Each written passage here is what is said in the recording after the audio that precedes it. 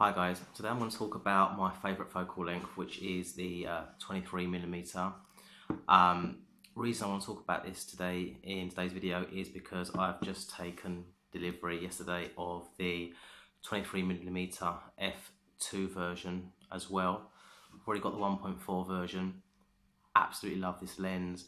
It can give you some really nice depth of field, even though it's a 23mm or 35mm in full frame terms. So sharp.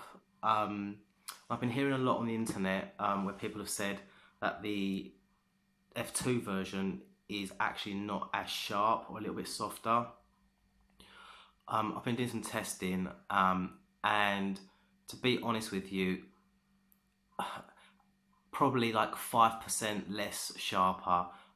I struggle to see the difference. I'm going to do a follow-up video showing you images from the 1.4 from f1.4 probably up to f8, and I'll show you the same images from the f2 version. Obviously it's only an f2, so it'll be from f2 to f8, but we'll compare them side by side.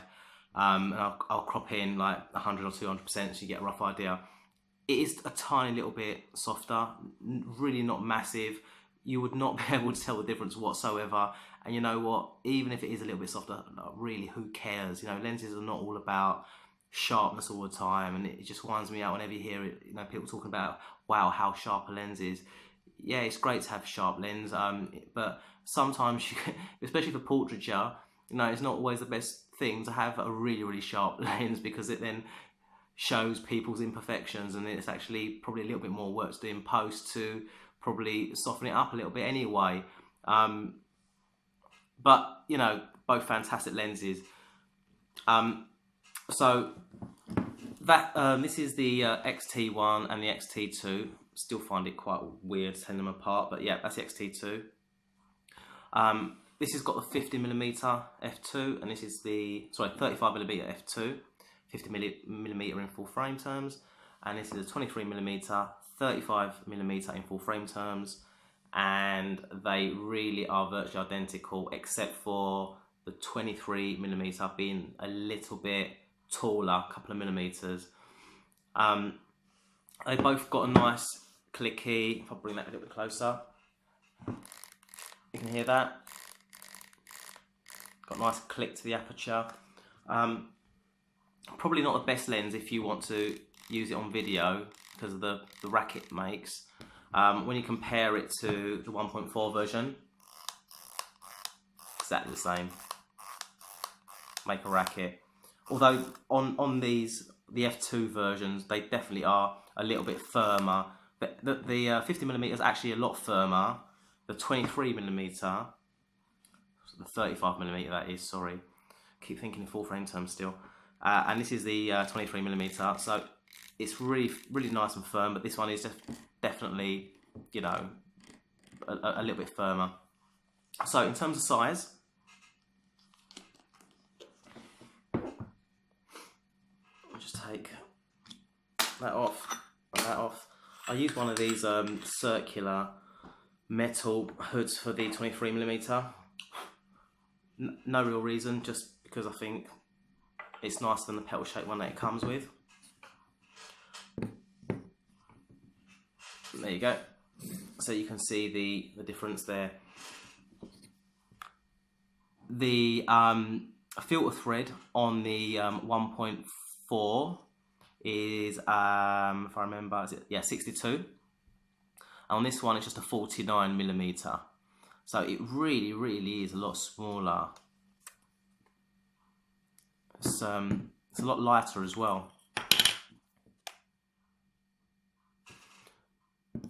So the main reason why I decided to buy the f2 version really was simply because, hands down, my favourite focal length is 23mm or 35mm in full term frames. When I had the Canon gear 5D3, I had the 35mm Sigma Art 1.4 and I loved that focal length. It was such a nice focal length. It rendered, you know, bokeh really nice. Again, there was people saying on the internet that it was horrible and distracting and messy. Really didn't see it. I think because this lens is just so sharp. Again, not that it's the be all and end all, but it maybe just looks a little bit busy. I couldn't see it. And to be honest, you know, can anyone really tell the difference, you know, in terms of a client? Probably not. So I bought that one just purely because I was going to get rid of that. I was going to get rid of it because I thought, you know what, I'm really trying to keep my kit light. I'm going to get rid of it, match it up with the 50mm. In fact, both of these weigh roughly about the same as that anyway. Excuse me. But I've come to a conclusion that I'm not going to sell that and replace it for that. I want to keep both.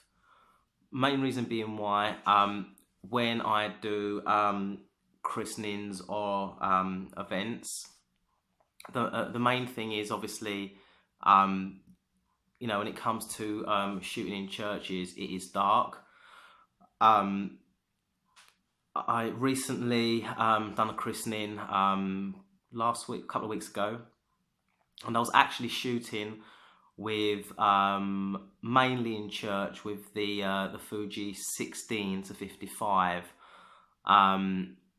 just because at the time I just couldn't get to my gear where people were standing and stuff like that, so I was kind of stuck with the 16-55, and for me to go and get all the gear, it would have been a little bit disrupting, but you know, it wasn't a major issue.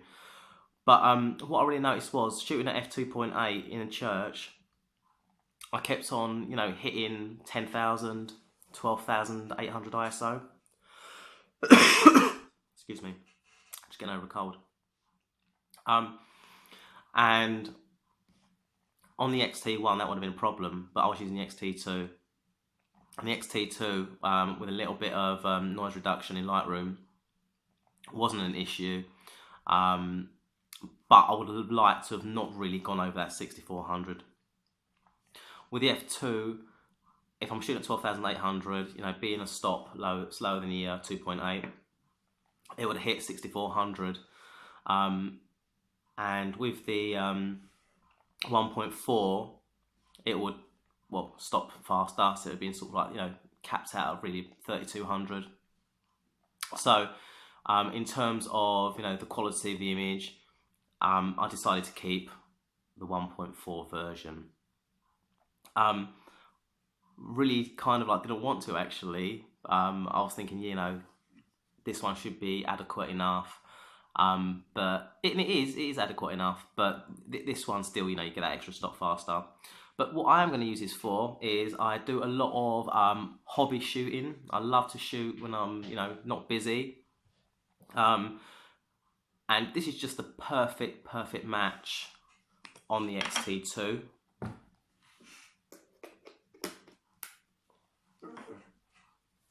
I think you'll agree. I mean, it does. It just looks stunning. Feels great. It's so light. So keeping that, and I'm going to use that just for myself when I'm kind of like hobby shooting. But also I will use it, you know, instead of that, you know, when the lighting's better, you know, when we're doing things like, you know, the party or people having, you know, drinks outside before they go into, you know, party and stuff like that. The other thing that I wanted to mention was like focusing speeds. So people again have been saying that this is a really fast lens, and it is. You know, it is fast. To be honest, even the 1.4 version, it does make a bit of a sound. You know, the aperture chatter, as they call it, a little bit. You know, it's nowhere near as bad as the 35mm 1.4. So it's not a major issue, but the focusing on that is actually really quick as well. That is definitely faster. Is it lightning faster? Not really. It's good, really good. Probably one of the fastest lenses, if not the fastest. But even that is, well, that's an old generation lens. It's like sort of like 3 or 4 years old now. It is still really, really good. I'm still a really viable lens. So if you've got that already and you use it for events and stuff for low light, personally, I wouldn't get that. I would just stick with that. If you do, if you're like me and when you go, I don't know, traveling or on holiday and you want a lighter kit, then definitely get that as well. But don't sell that to get that. That's my opinion anyway. Especially obviously in low light. I'm gonna do some. I'm gonna upload another video after this. Hopefully within a few days. Just showing you some examples of images shot on both, and we'll do a few comparisons. Just to see, you know, your own opinions. As far as I'm concerned, I'm happy with both. You know, I've got 7 or 8 lenses, something like that anyway.